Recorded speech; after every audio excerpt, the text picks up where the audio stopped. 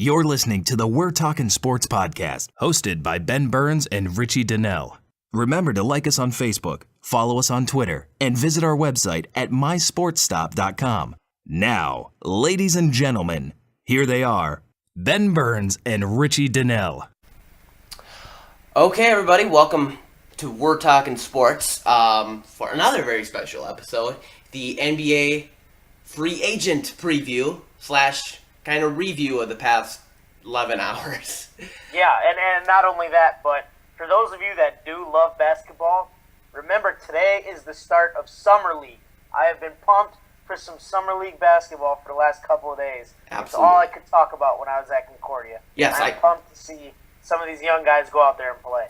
Yeah, I love Summer League too, especially just for that reason, seeing the younger guys play. And for free agency, it's not only a big day for NBA free agency, but MLB free agency. It is Bobby Bonilla Day. Today, Bobby Bonilla, who is currently 53 years old, is getting $1.19 million today. And he's going to get that every day from July 1st till 2035. Yeah, it's absolutely insane. And, I wish that we would have signed to something like that, just because dude is set for the rest of his life. I mean, what does he have to do besides sit at home and play with his, probably his grandkids, because I'm guessing, at his age, he's probably has some. So, I mean, he's not doing anything. Well, right, and try and think of maybe one of the best players in the 90s, maybe Ken Griffey Jr. Who would you rather want to be? Bobby Bonilla, a guy that just gets paid $1 million a year, or Griffey, who now I don't know how his financial situation is today, but maybe kind of possibly blew up some of his money already. Right. Well, not even that, but from a standpoint of just who would I rather be? I mean, Griffey's probably one of the greatest, is arguably the greatest outfielder that we've ever seen. Probably up there with Willie Mays and the guys like that. But also, one of the reasons that I'd much rather collect my $1.1 million every July 1st for the rest of my life. But think about all the surgeries that Ken Griffey Jr. had right. as well, mm-hmm. that you get to completely avoid, along with collecting $1.2 million until you die. I'd much rather have that. I'll be Bobby Bonilla all day long, and I think a lot of people would agree with that. But enough about baseball, because we're talking NBA right now. This has been a hot topic for us for a long time, and we're finally getting into free agency. Some guys, it's barely 11 o'clock, and some guys are already getting paid. Yep. Some guys were getting paid at, I woke up this morning, and I had text messages, a couple text messages from some recruits, and then the rest of my notifications was NBA. I don't know if it was 12:01 walk in, give me the pen, sign the paper, and they're out. But stuff's been going on since late last night. And when I laid down at 11, I turned on. They had some special on ESPN regarding free agency, and they were already talking. Before I fell asleep at probably 11:30, Mozgov had already signed, from my understanding. So things have just been rapidly going off the chain here. Yeah, it looked like Mozgov kind of signed within the first hour of free agency, so he had something planned. Is that where you want to start, with Mozgov? I'd rather start on a higher note, just because Mozgov. Sure. The Lakers are idiots. Anyways, moving on. We'll start with Hassan Whiteside. 4 years, $98 million is the max for him. Yep. Which ultimately means that Miami is not going after Kevin Durant anymore, just because they gave him so much money. But now, where this takes me is the reason I wanted to do this first is because I wanted to get you involved in this. Where does this leave Dallas?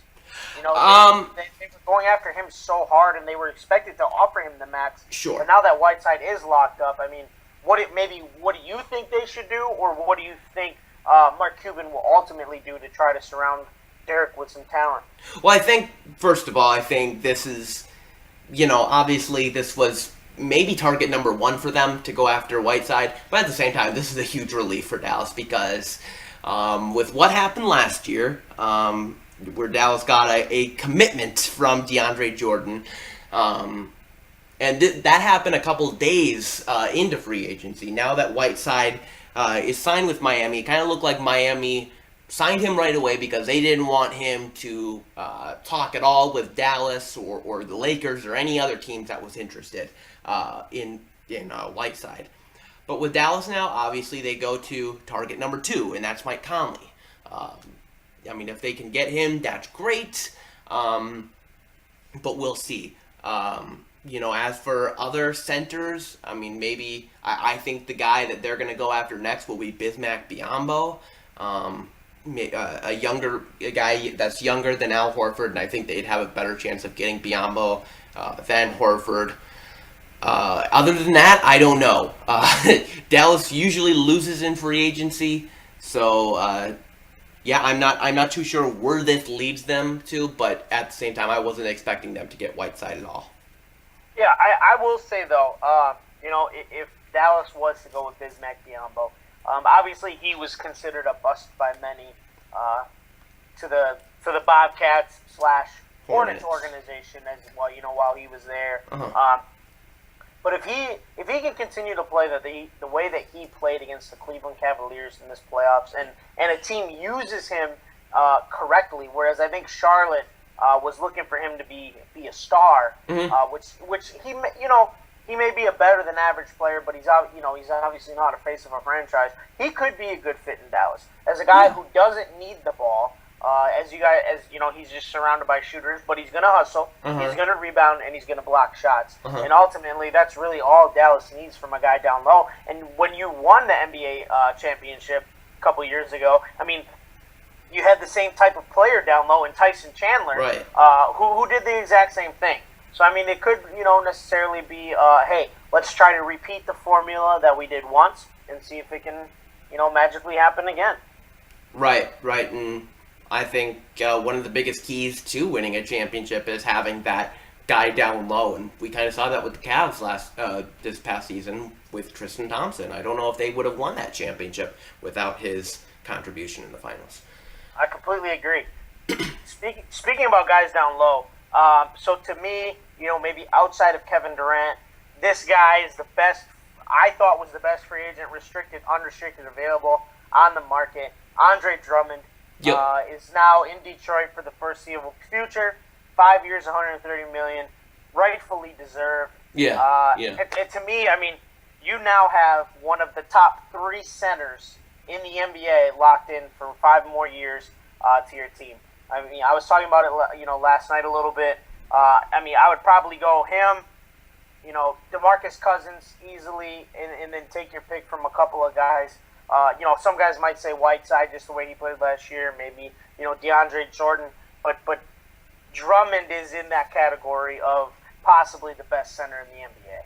Absolutely. And to me, this was a no-brainer, especially since he was a restricted free agent. I don't think any team was going to bother even giving him an offer because obviously the Pistons would be out of their mind to not match any offer given to Drummond, and he is their franchise player, and now that they have Reggie Jackson locked up for a long time, and possibly some other pieces, guys like Caldwell Pope, Stanley Johnson, the Pistons are starting to, I should say they do have an identity now with this team, and they're starting to look pretty good, and I think they'll be a playoff team for years to come. Yeah, no, I completely agree.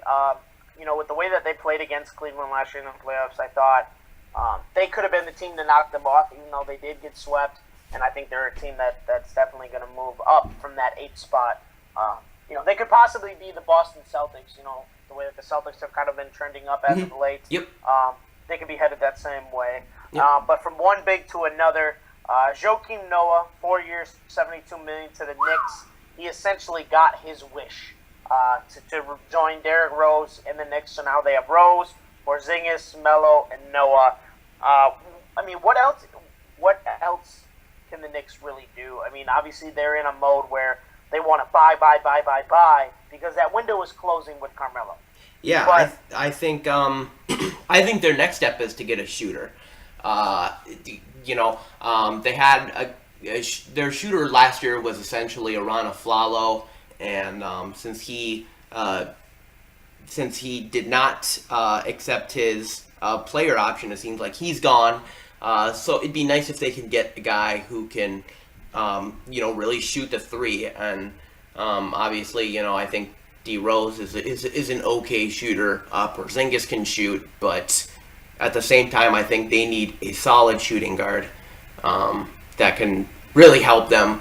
And excuse me, it might be Justin Holiday who they got in the D Rose trade. So, but at the same time, I think they're getting some good pieces together. I don't think Noah is worth that much, to be honest. But with this salary cap just exploding right now, and everybody basically having a ton of cap space right now, I'm not too upset with it.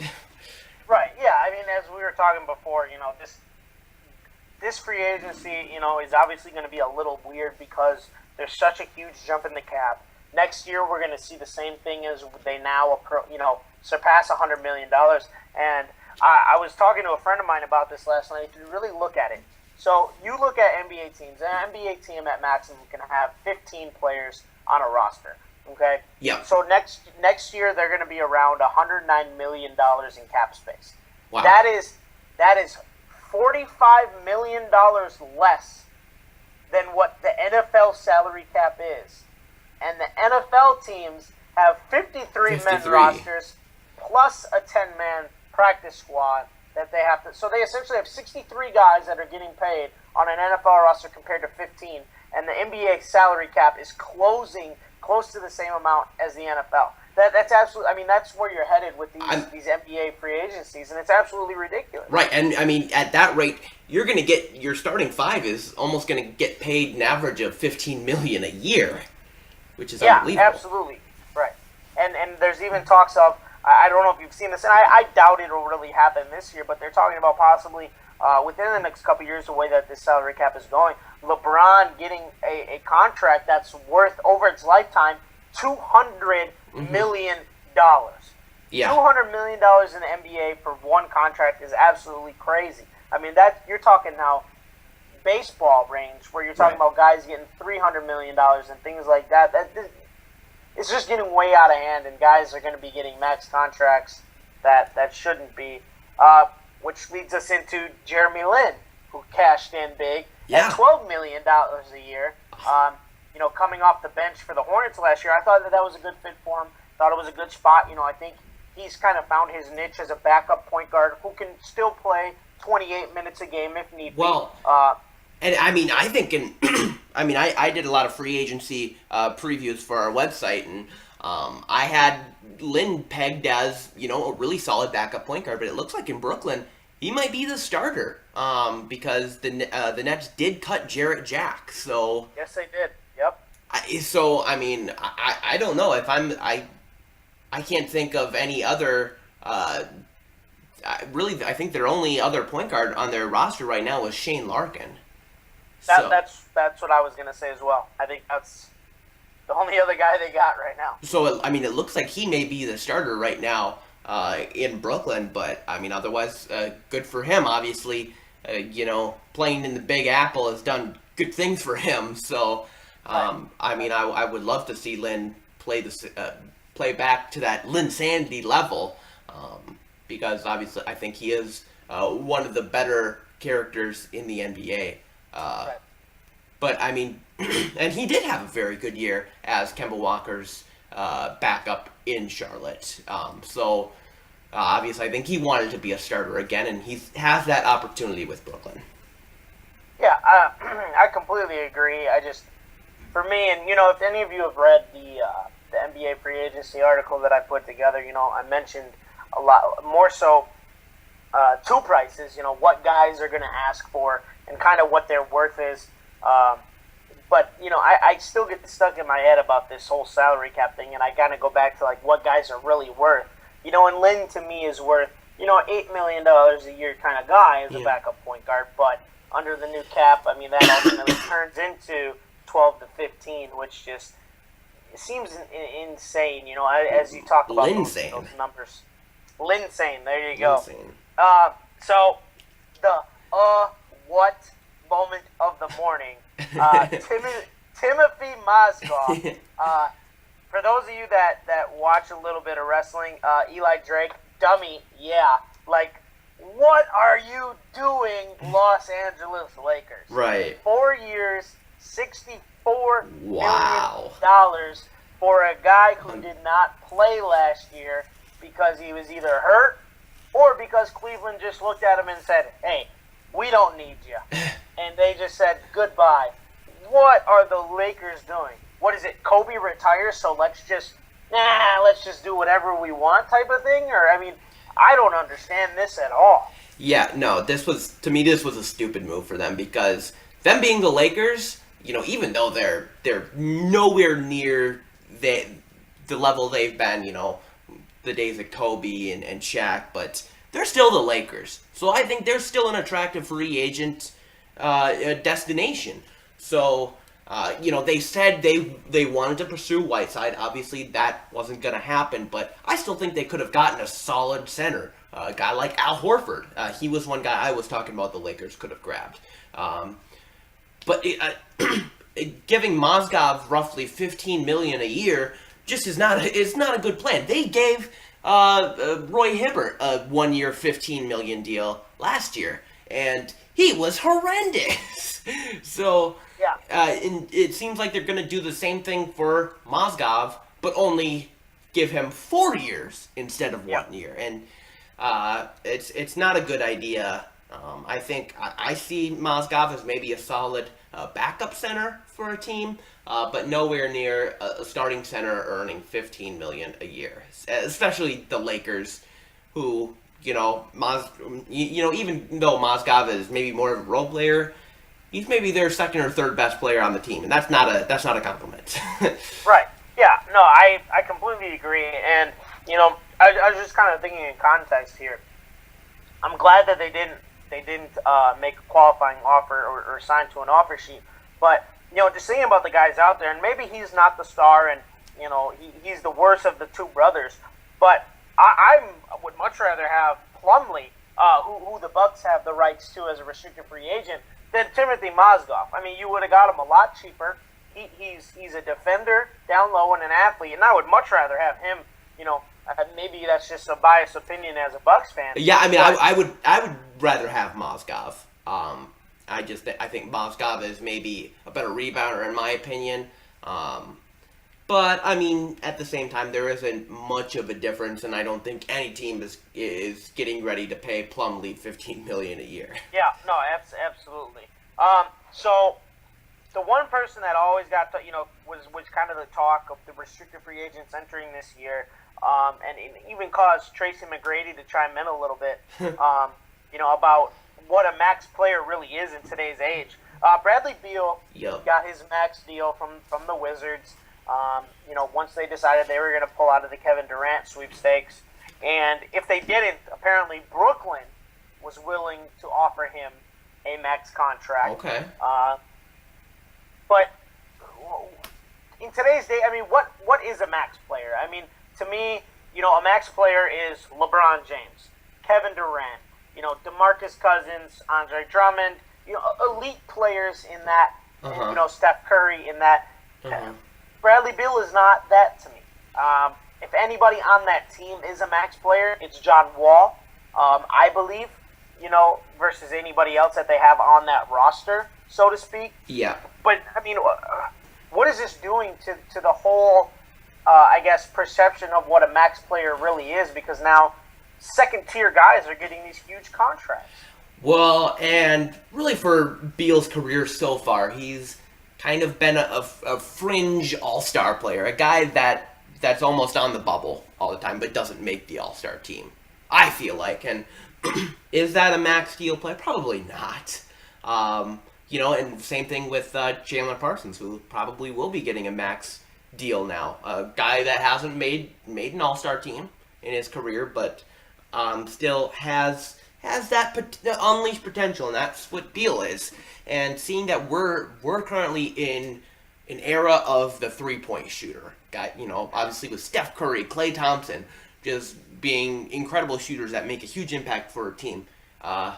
You can even say Kyle Korver. Kyle Korver, before going to Atlanta, was mostly just a 3-point specialist, and now he's a starter in Atlanta and even made an all-star team for him. So I think that's what they see in Bradley Beal, almost launching the Wizards into this new era of basketball. That's what they're hoping for him, and they didn't want to let him off the hook. And I mean, I don't blame them for wanting to re-sign him, but they're taking a huge risk right now giving him a max deal. Yeah, no, I'm 100% with you. I don't think that it was a mistake for them to re-sign him. Yeah. I just think that it shouldn't have been $130 million, the price that it should have taken to re-sign him. Which then, talking about what is a max player, leads me into my second, what? Dummy, yeah, moment of the morning.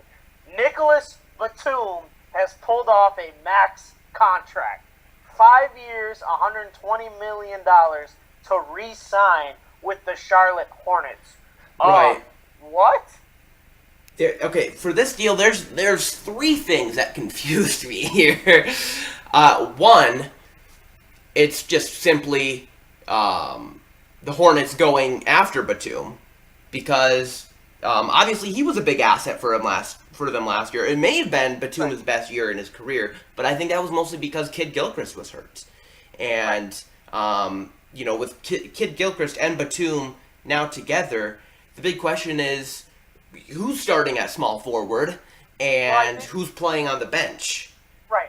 I think that it might not necessarily have to come to that because Batum is as we see in a lot of European players, they're so well-rounded and just better all-around basketball players than we typically get here in America. Well, right, but I don't see Batum as a shooting guard. That would be the only way that this makes sense is that they now let Courtney Lee walk and Batum. It would have to be or Kid Gilchrist then plays the 2, and the other one obviously playing the 3. I think that Kid Gilchrist is a better defender. He's a very good defender. The problem is he just can't stay healthy, and he doesn't have a jump shot, which makes him weird as a shooting guard because now, as we see like Kawhi Leonard, who's an elite defender, is developing a jump shot. He's becoming the face of the organization, which is the San Antonio Spurs, whereas Kid Gilchrist will never be that. But yeah, I don't understand this at all. Maybe Michael Jordan just happened to have $120 million laying around he wanted to spend. I don't know. Well, and that's the thing. I don't blame Batum for not turning down that amount of money. I think he would have still been better off at another team. And I actually, I wrote, like, with all those articles, there were a couple teams I saw Batum maybe being a fit for, one of them being the Orlando Magic, but mostly because I thought Batum was going to be a bargain. I thought he was going to be a guy maybe in the 4th or 5th day of free agency, maybe getting a cheaper than expected deal. But I guess I was wrong because obviously he's getting a max deal with the Hornets. And they did have a very good season, probably the best season in the Hornets/Bobcats history, going 7 games with the Heat. But we'll see. Yeah, the only teams that I've even seen talking to Nicholas Batum were Dallas and the Lakers. Which Dallas and the Lakers have obviously been talking. They're going after everyone, right? So that makes complete sense. But I guarantee you that there is no way either one of those teams was offering up a max contract to try to pull Nicholas Batum. I don't think so. From Charlotte.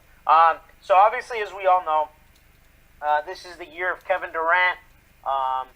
As of last night, it looked like it was, there was reports saying 90% says he's coming back. But ultimately, at the end of the day, it looks like he will meet with every team that he, had promised a meeting with Sure. or whatever, So I think San Antonio's got a meeting. Boston's got a meeting yet. Miami would have had a meeting, I believe, but I doubt that that's going through anymore. The Clippers have a meeting, and then the Warriors and OKC, and then OKC will ultimately get the last word. What's going to happen? I mean, is he going back? I mean, that seems to be kind of where he's leaning, but Yeah, see, I think he's going back to OKC, and I think people are making such a big deal of this because basically every, a player from every team is saying, hey, I would love to play with Durant. I think a month ago, James Harden would say, hey, I would love to be teammates with Kevin Durant again. Well, who wouldn't want to be teammates with Kevin Durant? That's my question. Like, it seems like the media makes such a big deal out of these little comments. I mean, you could have, Alfred Payton from the Magic saying, hey, me and Kevin Durant would make such a good duo here, and somebody would release a big article saying, should the Magic sign Durant? Of course they should. It's not a should they, it's a will they. But it seemed, from Durant's perspective, OKC is the best option just because he's been there for a long time. He knows his teammates. Him and Russell Westbrook is probably the best duo in the league. Maybe besides LeBron and Kyrie, but still, I think OKC is his best chance to win a championship and still be effective. Now, maybe his best team to win a championship would be the Warriors, but he may be a second man to Curry. Right.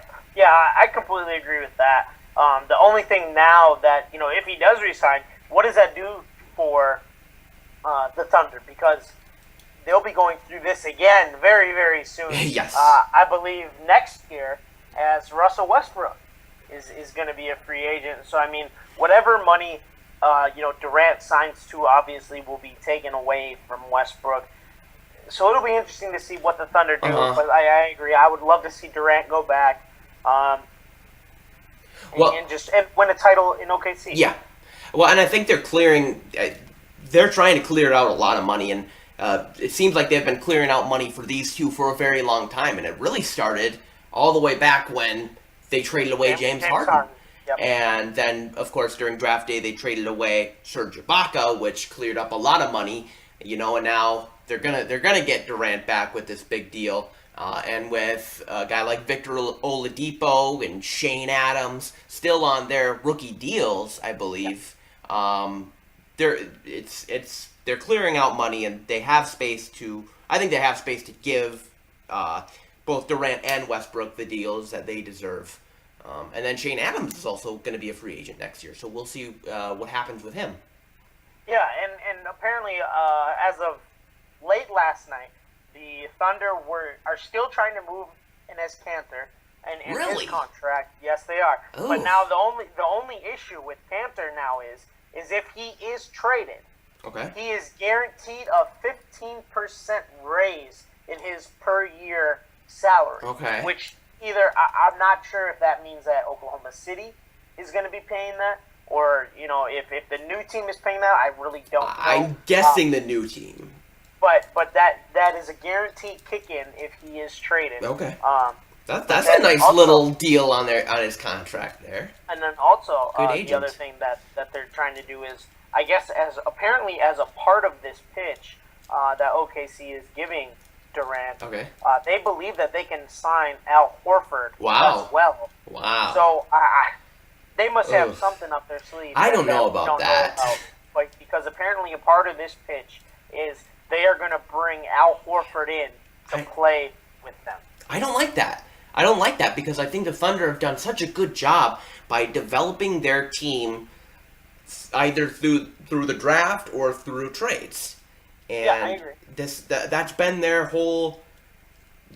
identity, and I think when they go after a 30-year-old Al Horford and give him what might be very close to a max deal, it's almost throwing off the entire formula. And, it's been working for them so far, getting a guy like Shane Adams through the draft, a guy like Cantor through a trade, a guy like Oladipo through a trade.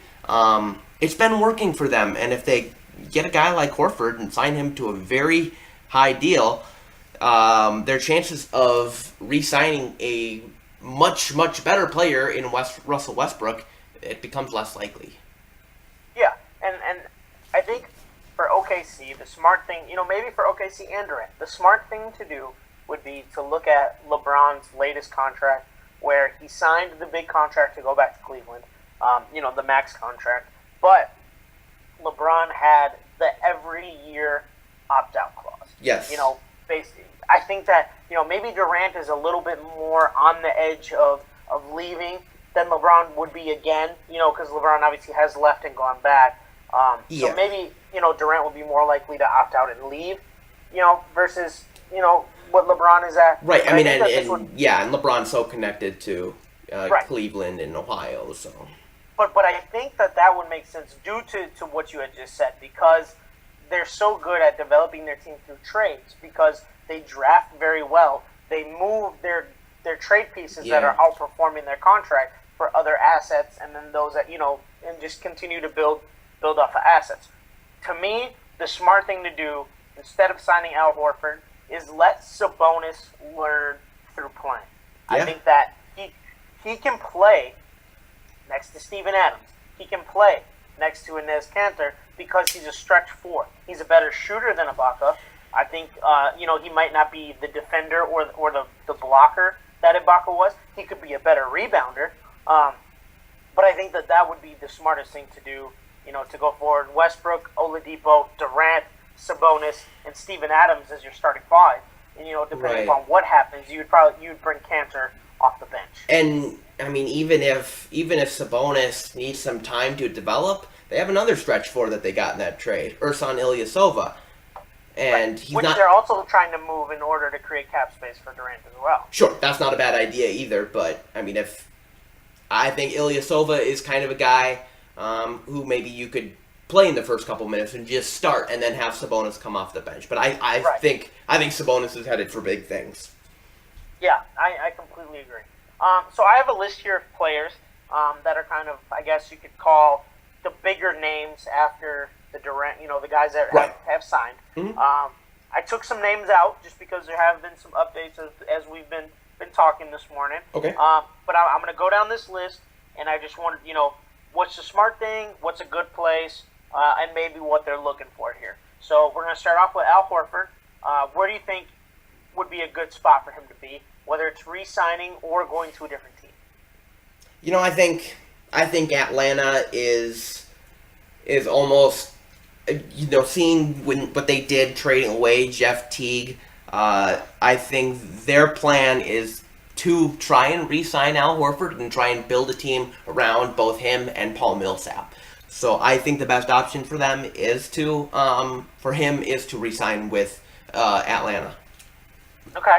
I'm going to go a different route. Okay. I think that a great spot for him would be the Boston Celtics. Okay. Because the Celtics were heavily exposed in the paint last year because neither Sullinger nor Olynyk are true post players. Yeah. And despite that, Horford can step out and hit a 15 to 18-foot jumper. He can play in the post very, very effectively, whether that's scoring, whether that's defensively. I think he's a better rebounder than both of those guys, which then allows them to bring one of them off the bench. I think Olynyk is probably the guy who has more of a future in Boston, as Sullinger will probably try to get a bigger contract than Olynyk, I would think. And Sullinger has, I believe, signed his tender, which means that he's only guaranteed one more year in Boston anyway. So Horford, to me, fills a need and shores up something that Boston was lacking in the playoffs and could maybe help them propel, farther into the playoffs on their way back to trying to build an NBA championship. Okay. Next up, Dwight Howard.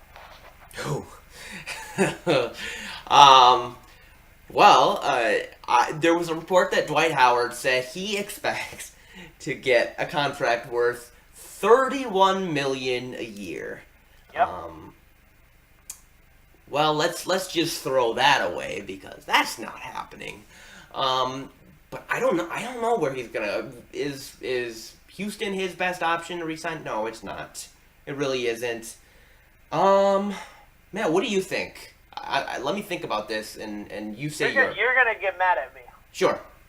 Because oh, now God. I don't want to. This is only if it is not a max contract. I think if they can get him as cheaper, maybe in that 20 range. Sure. Versus 31. Okay. I think Dallas is a good fit. Okay. Because Raymond Felton is more of a shooter than he's going to be an attacker. Wesley Matthews is a shooter. Justin Anderson is a shooter. Dirk is a shooter. Barea is a shooter. These guys, that is what Dwight Howard is successful in. That is the type of system that he has been successful in, surrounded by shooters, so he can go one-on-one in the paint with the center from the other team because he's more than likely to win. Dwight Howard, talent-wise, is one of the best centers that I have seen in my lifetime. And talking about in terms of his prime, and he's only 30 years old. I think he has some time and some years left. I just don't think that the Lakers and Houston were good fits for him. But I think with what Dallas is going with the collection of shooters that they have, it gives Dwight that opportunity to go back to what has made him successful. And I think he can help them in that way as well, as a rebounding guy who can block shots and, will give you 15, 16 points a game, and give another talented piece around Dirk Nowitzki. Yeah, okay, I do think Dwight Howard's a really good player, but this guy needs a reality check.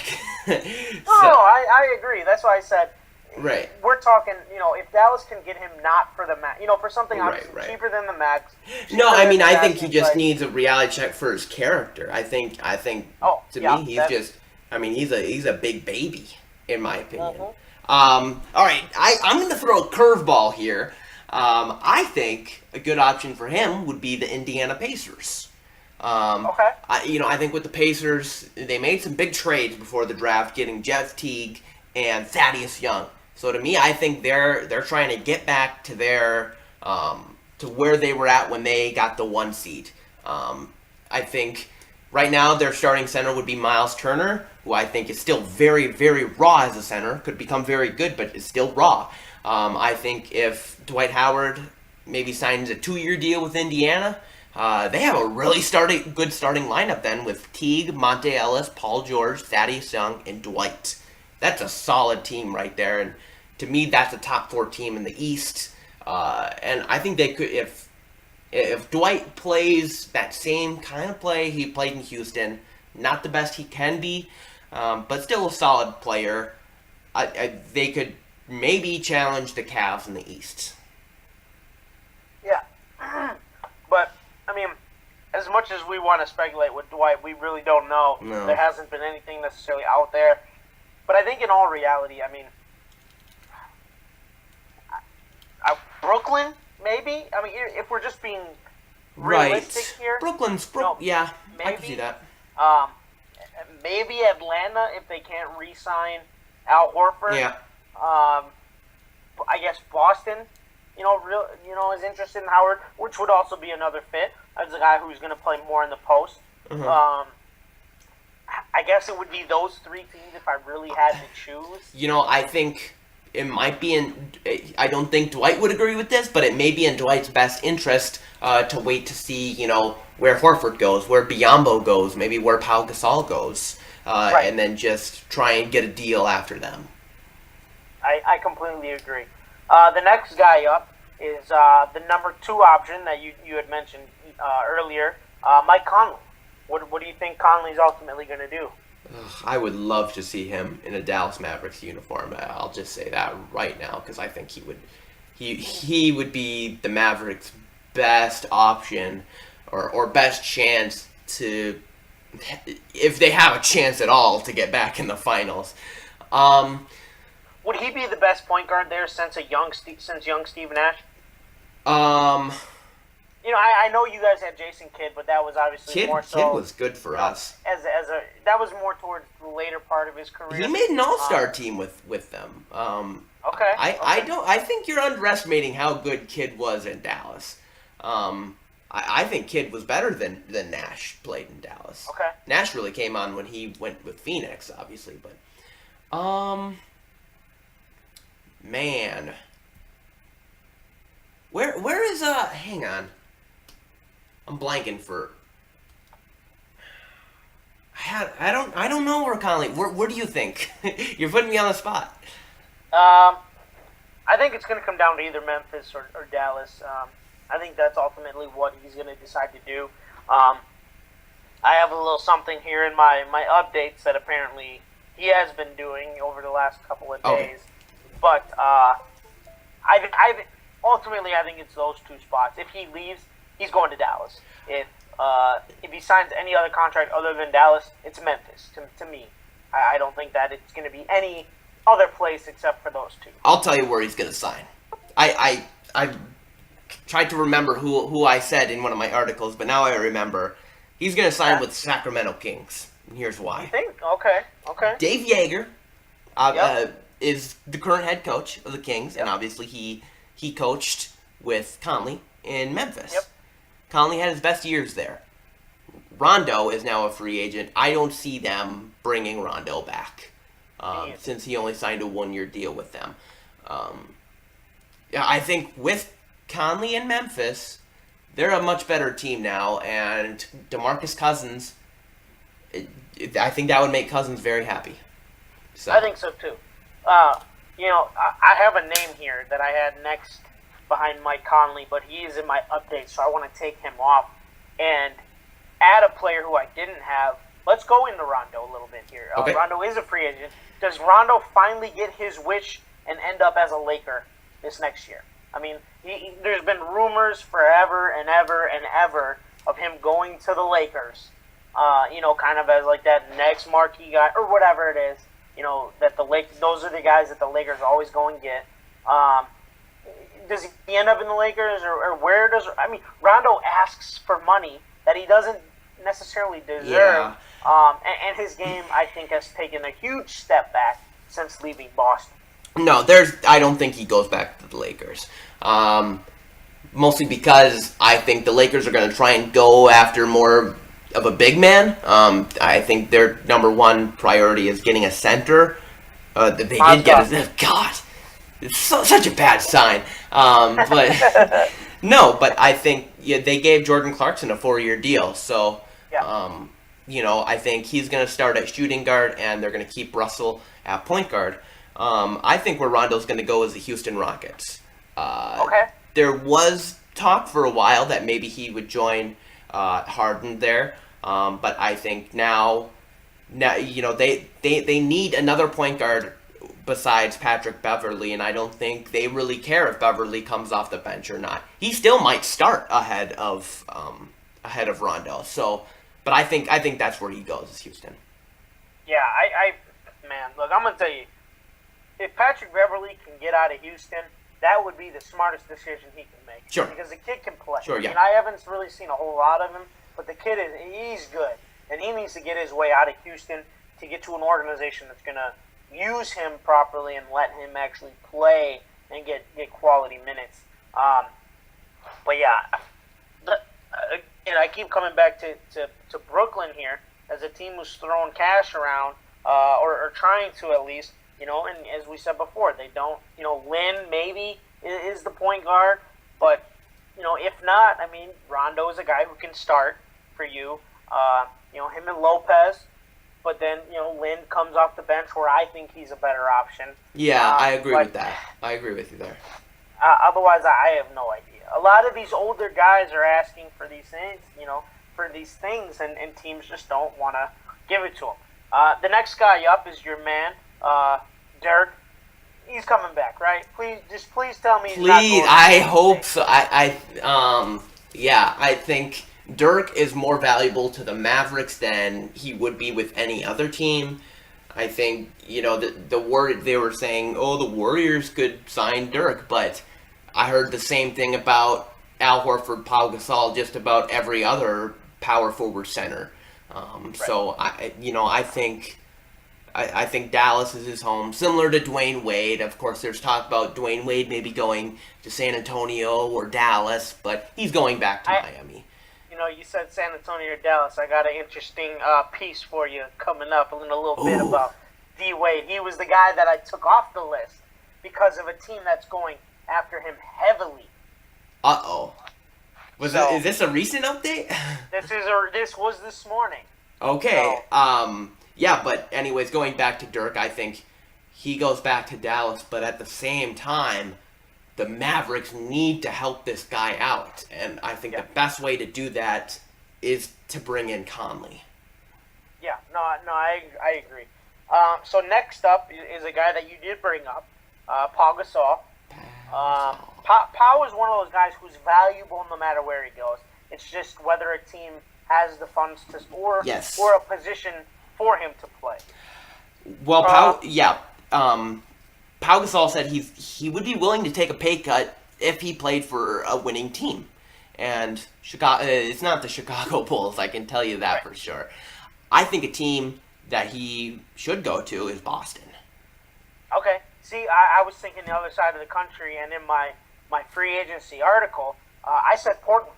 I thought Portland would be a really good fit for him. That's a good fit, too. I can't think of who they started as their two bigs last year. It was Al-Farouq Aminu and Plumlee. Yeah, okay, so Pau Gasol is going to Portland. Aminu actually played pretty well, but I think with the two young guards, and Pau having been a part of the back-to-back championship teams with the Lakers, he knows what it takes to get to that next level. He knows what it takes to be an NBA champion. Granted, he's 35, 36 years old. Pau can still play. I mean, at the end of the day, you just need players and you need people to perform. And Pau, I think, would be a good fit there. Next up is Atlanta's other hot free agent. Last year for them was DeMarie Carroll. This year is Kent Bazemore. Yes. Bazemore, in my updates, I'm just going to throw this out there because this is absolutely horrendous, is asking for $19 to $20 million per purchase. I was talking last night that, there was a rumor going around that the Bucks were interested, and I said, hey, I would take Bazemore for, 10 to 12 million coming off the bench, deadly shooter. Then I read he's asking for $19 million a year? Come on, man. And apparently he met with Houston. Brooklyn's interested, of course. I don't even know what to do with a guy like this who's asking for $20 million a year, and his best season is because they got nobody else. Yeah, I really like Kent Bazemore, but I don't think he's worth a $20 million deal per year. A team I was kind of thinking about that could really benefit from having him is the Phoenix Suns. That would be a great fit. Yeah, if you remember, the Phoenix Suns a couple years ago had Gerald Green starting at small forward, and I think, and they benefited to that, and I think right now Bazemore is almost a rich man's Gerald Green because I think he's a more consistent shooter, but he can also still drive to the paint with a lot of explosiveness. Right now, their two small forwards are P.J. Tucker and T.J. Warren. And, I don't think either of them are starter quality. So I think Bazemore would really, I think he could help him out. But at the same time, Phoenix spent a lot of money on guys like Brandon Knight, Eric Bledsoe, and Tyson Chandler. And especially Tyson Chandler has not worked out for them at all. They gave him a huge deal last year, and he's nowhere lived up to that. I think they would love to trade Tyson, but nobody's going to want to pick up that contract. So unless they can, unless he's asking for that amount of money, I think he would be a good fit for Phoenix. If he's going to play the three, I think ultimately, if somebody's going to pay $19 to $20 million, he's going to end up in Houston. I think if Houston's willing to give that money, that would be the best spot for him. I can't think.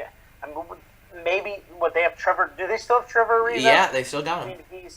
They gave him a pretty big deal though, 2-3 years ago. Right, but he's got to be coming up sometime soon. That Bazemore would be another 3-point shooter next to James Harden. But if we're just talking perfect fit and not talking money, I told you this at the draft night. They need a small forward.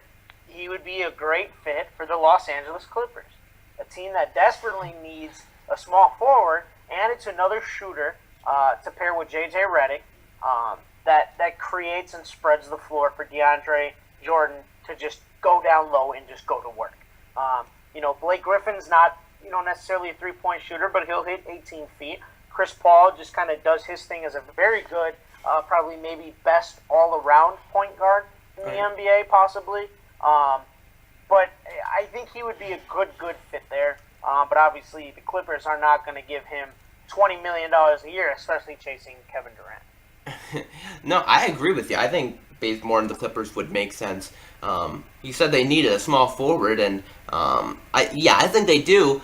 But at the same time, last year they had Jeff Green, who's a great player. They got him in a trade with Memphis, and they basically just put him on the bench. They didn't even play him. That makes no sense to me. Jeff Green is a very good player. If you have him on your team, you play him.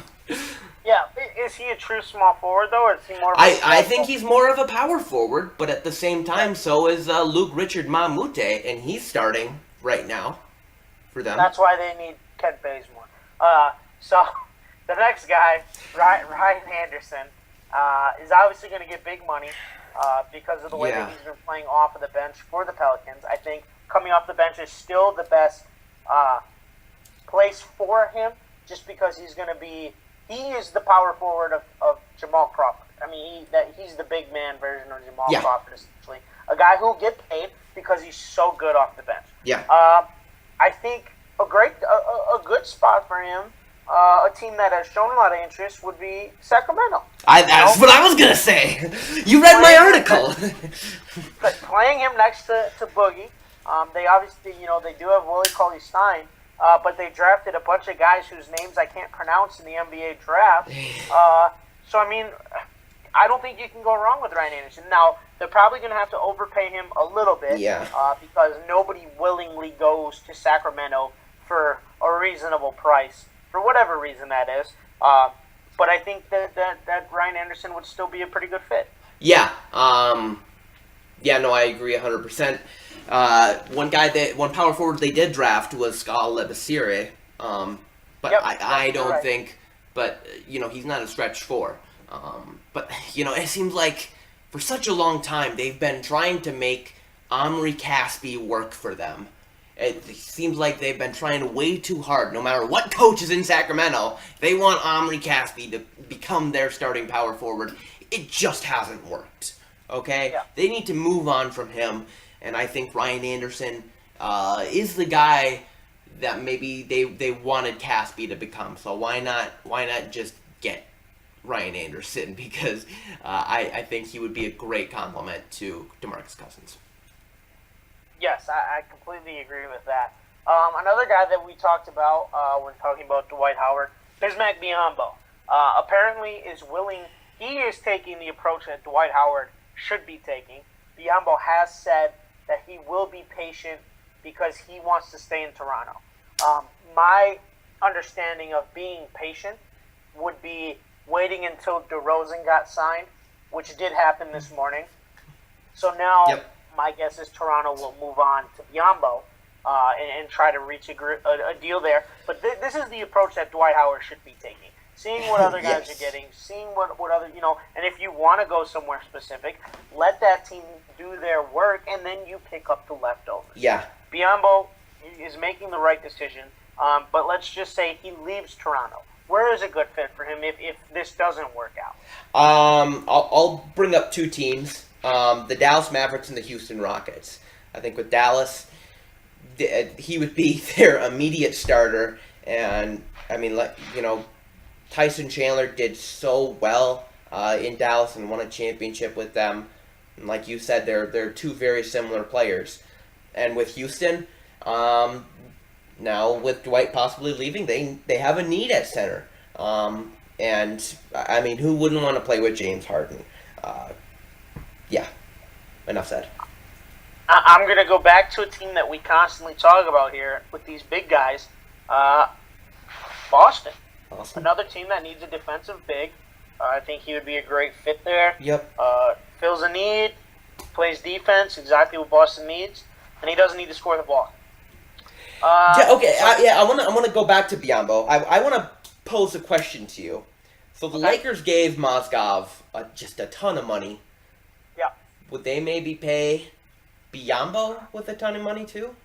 Have two big centers for big This price? is why I am so happy that Milwaukee has Giannis, Jabari, Middleton, locked, or not necessarily locked up, but on the roster. Sure. Because Milwaukee is avoiding free agency to this point, which I am so thankful for.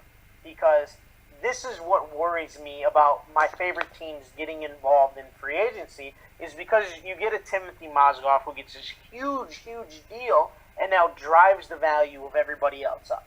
Because you know Dwight is going to use this to his advantage. Pau Gasol is going to use this. Al Horford is going to use this. Dirk, whether he chooses to or not, could use this. You know, Biombo could use this. It's awful. I would not be mad. Well, Mozgov is, 4 for 64, so around 15 range? Yeah. Roughly. Biombo, to me, would fit in the 12 to 15 range, No. I think. Oh, okay, but no, my question is, could the Lakers still pursue Biombo even though they just signed Mozgov? I would hope they wouldn't be that dumb, just because they play the same position and they're the same player. That's like taking two guys who can't shoot and telling them they both have to play in the post. You know, Okay. You're not going to have two guys posting up on the opposite sides of the block when the ball's on. You know, if the ball's on the left, you're not going to have Mozgov and Biombo, both posting up. Obviously, you would like one to be able to step out and shoot, which I don't think either one really excels at. Right. Okay. Yeah, that was my question. That was my question. Yeah, the Lakers right now, More like the lackers. They're lacking in production. I feel bad for Laker fans, but anyway, I the don't. the next guy, possibly looking at a max contract is and could really be the wild card in this whole Kevin Durant thing is Harrison Barnes. Yeah. Is he staying? Is he leaving? Where's a good fit? Well, it looks like if the Warriors don't get Durant, they're gonna re-sign Harrison Barnes. Right. That's and he's restricted, so they have the right to match any deal. I did free agency articles on a lot of the worst teams in the NBA, teams that maybe aren't great destinations, but should still maybe pursue free agency. One team that I think could really, really benefit from Harrison Barnes and maybe has a chance to give him a huge offer is the Denver Nuggets. Really? Yes. Now, the Denver Nuggets, besides Kenneth Faried and Emmanuel Mudiay, do not have much. They basically just have a bunch of guys who have potential, but they're still lacking in talent. I was going to say, don't forget that they just drafted Malik Beasley and Jamal Murray. Correct. Yeah, Jamal Murray. I don't have too much hope in Beasley right now, but we'll see. But to me, Harrison Barnes would immediately be their best player if they signed him. That would also move Danilo Gallinari to a six-man position, hopefully at power forward, and they wouldn't have to worry about giving too many minutes to Wilson Chandler, who just is not the player who the Nuggets were hoping would become when they brought him in from New York. So, and Harrison Barnes, I think, based on guys that are getting max deals, he is a max deal player, technically. So, and I think he is worth the money. Yeah, I'm going with the media on this one. I think Philadelphia is a great fit because they desperately need shooters, and they just desperately need talent. Harrison Barnes is a very good player who unfortunately just had a very bad NBA Finals. Before that, he was a very, very productive player with the Golden State Warriors. Never really got the chance to break out and be the star that everybody talked about coming out of high school just because of the players that he was surrounded by. When you're surrounded by Steph, Draymond, Clay, it's hard to get your own a little bit. Philly gives him that opportunity playing next to Ben Simmons, and whether Jahlil Okafor or Nerlens Noel are both there or one is gone, but that kind of gives them a three-headed monster, and Harrison Barnes then now can spread the floor for Simmons to attack and Jahlil Okafor to go to work down low. They desperately need shooters, and if they're going to sign anybody this free agency, I think that Harrison Barnes would be the guy that they should sign. More than anybody. And I don't think people realize this because, he's been playing with Steph and Clay, but Harrison Barnes is a pretty good shooter. Yeah, very good shooter. Just unfortunately, he shot like 0 for 40 in the NBA Finals from three-point land, which will hurt him a little bit, but, I've always been a big fan of Harrison Barnes and his game. I think I do not want to compare him to this player because of how we both feel about this player. But, similar to the same situation that O.J. Mayo went through. Coming out of high school, O.J. was supposed to be this next LeBron James as he was only a couple years younger. Went to USC, played very well, but has just been considered to never live up to expectations just because of how good he was at the high school level. Now, O.J. Mayo has been very solid, throughout the NBA. Maybe besides this last year with the Bucks where he just didn't do anything at all. But he's been productive. And to many that's considered maybe a bust or maybe, something like that. And Harrison Barnes is kind of going through the same thing as he was expected to be this all-world best player in the NBA type of thing coming out of high school. Goes to North Carolina. He's not a one-and-done, so they just assume, he's not as good as everybody says. Right. And then he plays better his sophomore year. Gets drafted to a team that's loaded with talent. I mean, if he's on his own, let's see what he can do. But he's in that type of a situation for me. Yeah, I agree. So as like I said, as we've been talking this morning, updates have been kind of coming in. I have not looked since we started recording. Okay.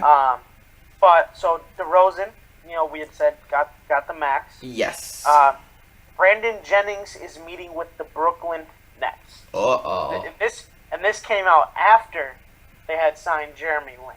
So, no clue what's going on there. Chandler Parsons is expected to meet with Portland and Memphis. The Memphis tie is apparently Mike Conley is trying to recruit Chandler Parsons to Memphis to play together. Yes. Which is very interesting, as Conley has said in the past.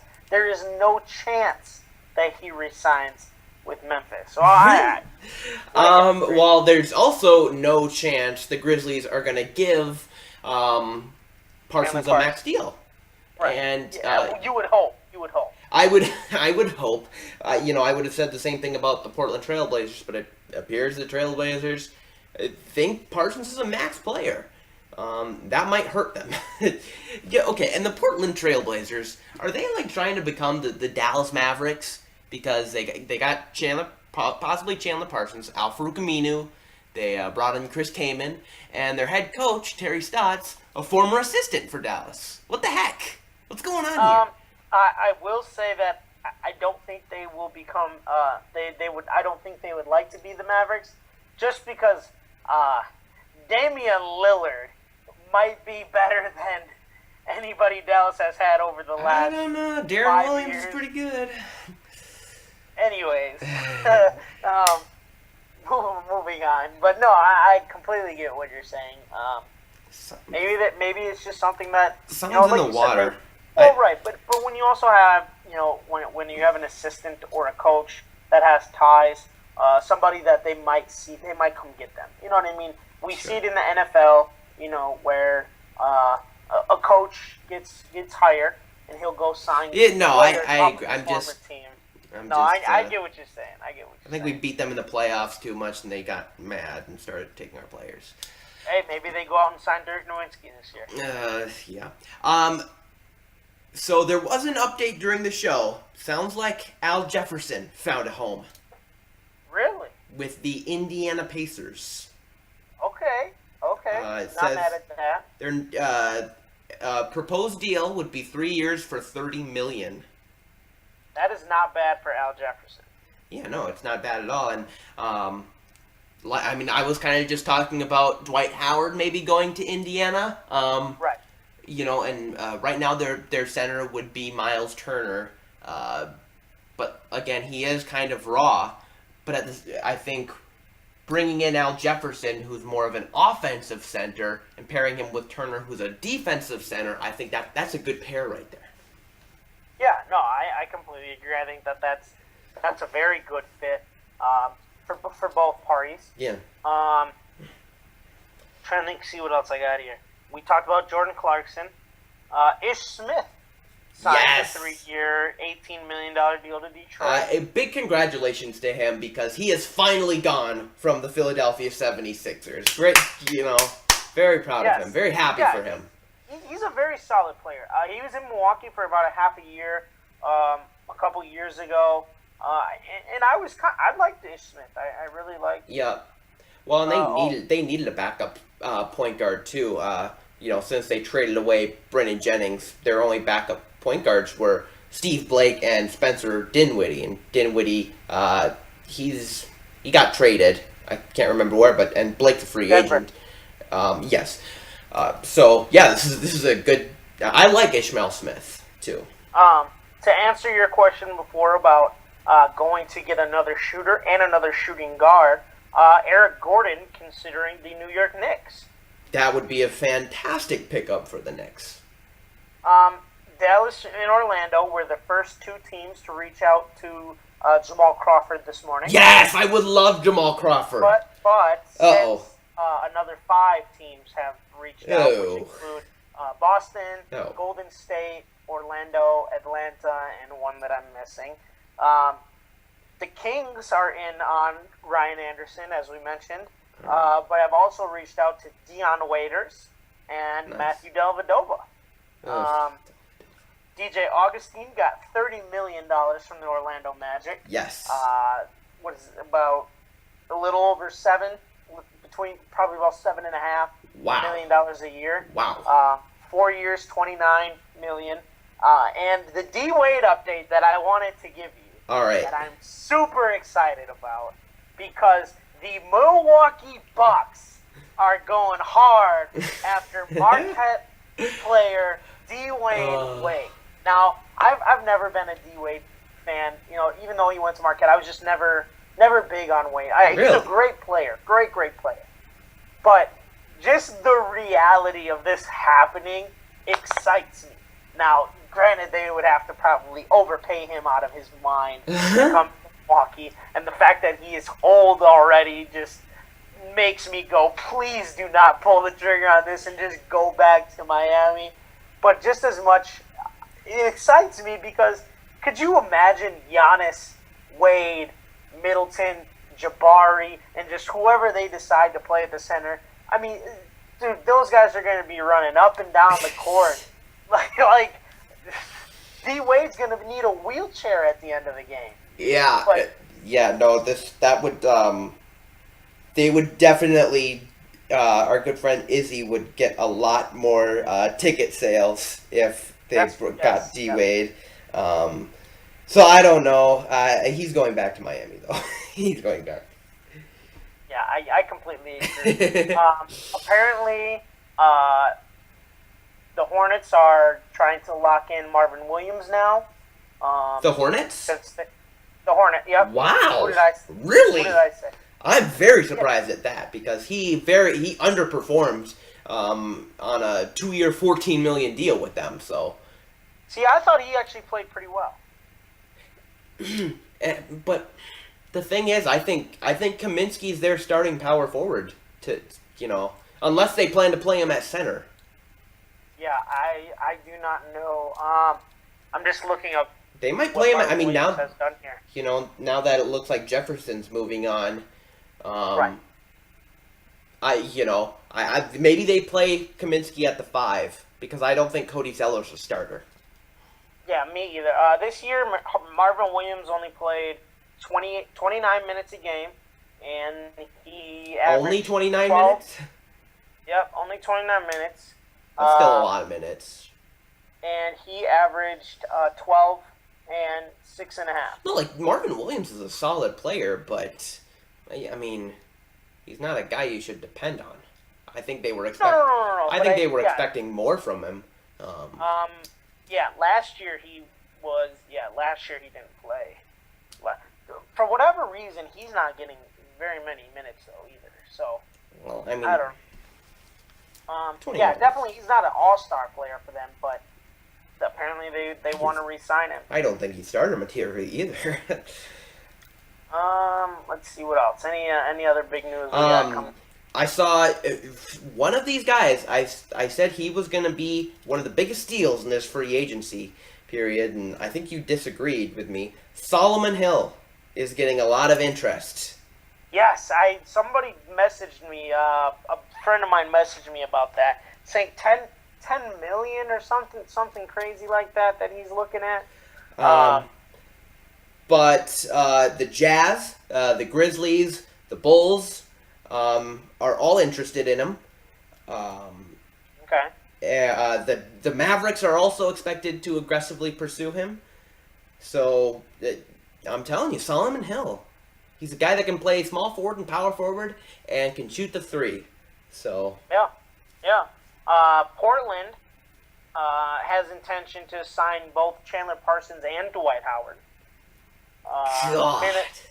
Minnesota is showing strong interest in Kent Bazemore. Chris Humphries to Boston. Okay. Be riding the bench there. Yeah. I'm just trying to see anything new here. It doesn't look like there's a whole lot new. The Lakers looking at Kent Bazemore, but who are they looking at? I want to ask you, a guy nobody's talking about, and for very good reason, Roy Hibbert. Where does he go? Yeah. What happens to him? He sits at home. He watches on TV. Sits at home, and I think what happens is he gets a job at Costco, and he doesn't even need a lift or anything. He just lifts and grabs stuff at the top shelf for customers. To me, that's what he's best for. That doesn't surprise me. I mean, he was very solid with Indiana. His first couple of years in the league was very productive, and then for whatever reason, that 1 year during the playoffs, he just went to absolute garbage. Yeah. And he just hasn't been the same. I don't know what happened, but it's not the same. Yeah, I have no idea either. And it happened so fast. It was like one of those guys who was productive as an older player, and then just that 1 year old age just decides to smack him in the mouth, and it just goes wow. Like Albert Pujols, for example. Pujols was still very productive in St. Louis. Yeah. He gets his big deal, and he's still been producing and productive, but you're talking about a guy who was a 280, 290 hitter. Now all of a sudden he's batting 210, 220. Like, man, what happened to you? I'll throw out a team there. Detroit Pistons. Okay. Who? Here's one for you. Who was the coach of the Pacers before Vogel? Oh, man, who was it? Was it O'Brien? I'm gonna look that up. I can't even remember. Maybe watch for the Orlando Magic to get in on him as I think it was Jim O'Brien. Yeah. O'Brien just got picked up by the Sixers as an assistant coach. But look out for Orlando maybe as a spot for Hibbert to be a backup center. With Vogel getting getting hired there. Yeah, that's possible. I mean, they have so many big men to begin with. Yeah, Jim O'Brien was their head coach before. Okay. Yeah, and he's with Philadelphia, who, if they sign another center, half of Philadelphia is going to shoot themselves. Ugh, God, yeah. No. Yeah, I'm not seeing anything overly new here in terms of huge updates. I'm going to go check the Twitter feed pretty quick. Yeah, Charlotte, the number one thing on Twitter is that Charlotte is now fully engaged with Marvin Williams, the Al Jefferson deal, Drummond.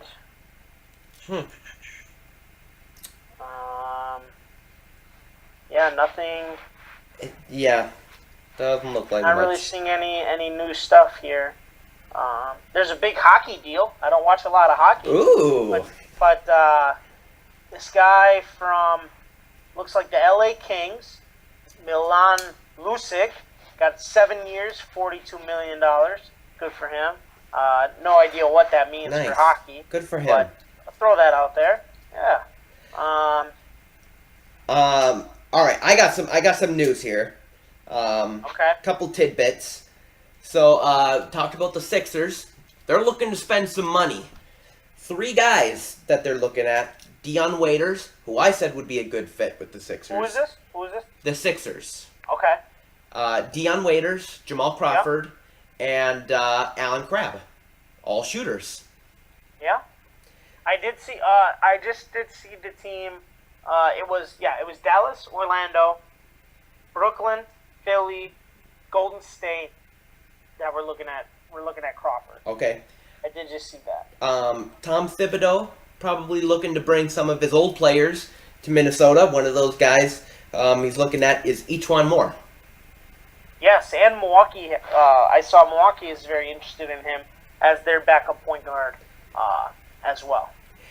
And now that it looks like Parsons will be playing in Portland, Mo Harkless, who's a restricted free agent, is getting a lot of interest from the Wizards, Pistons, Lakers, Mavericks, and Jazz.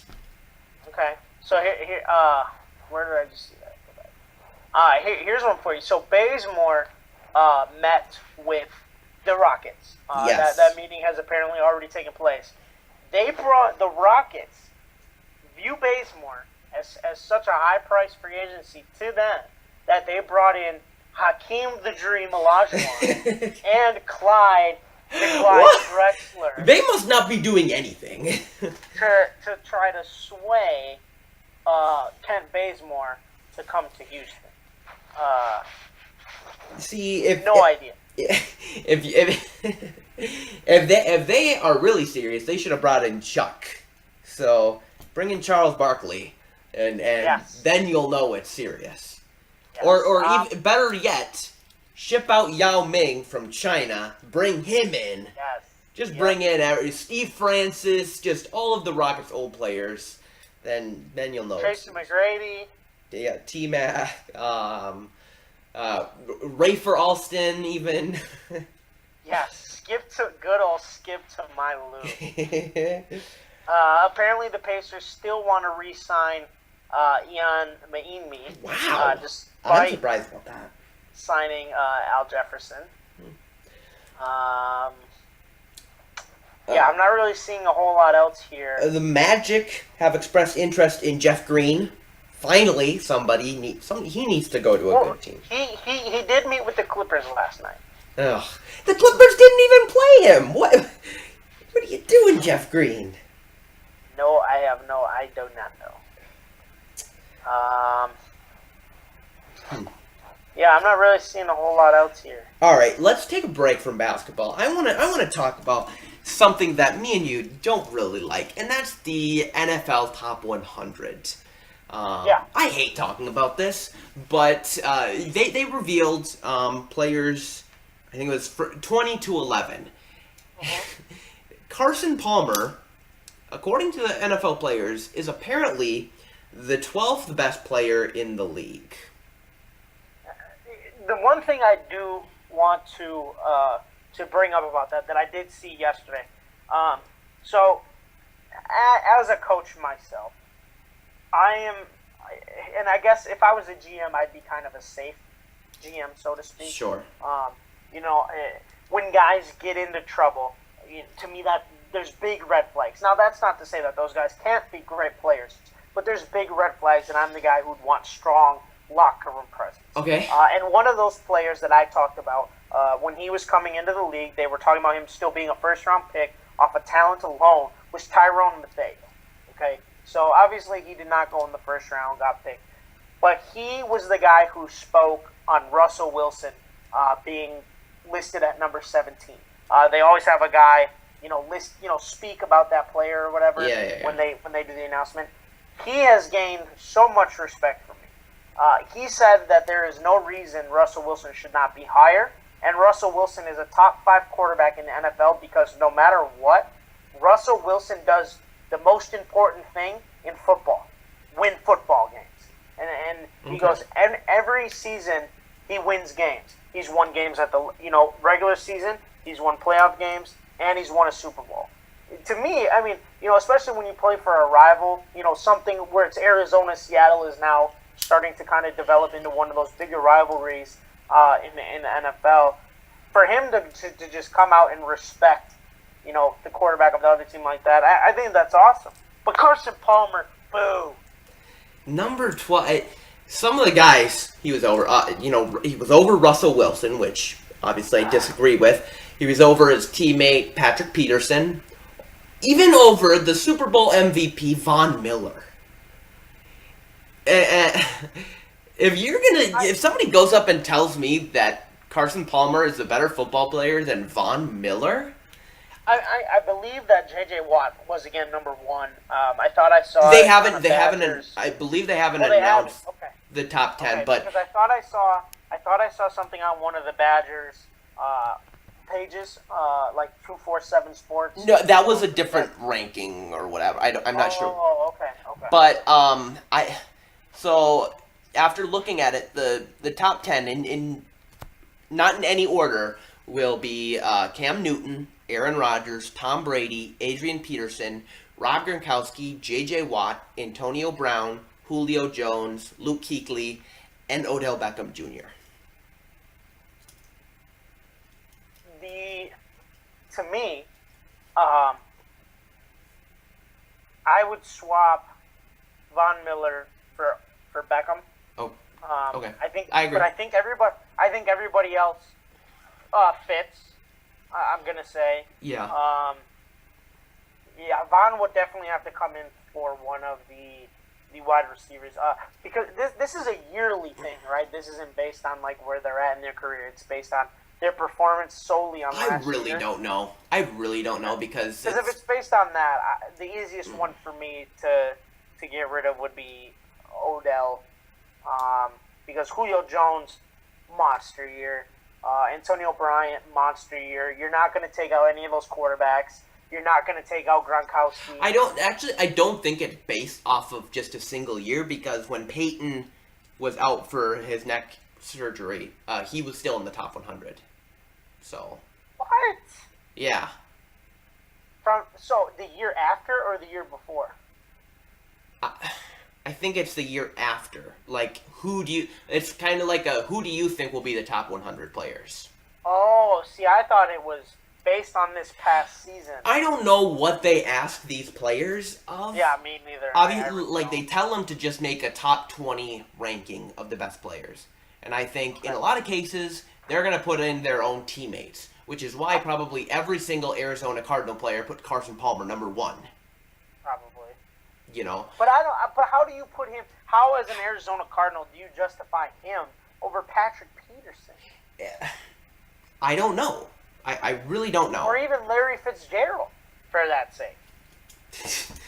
Don't ask me, because if they did a fans ranking of the top 100, which I would love to see, because it would probably be more accurate.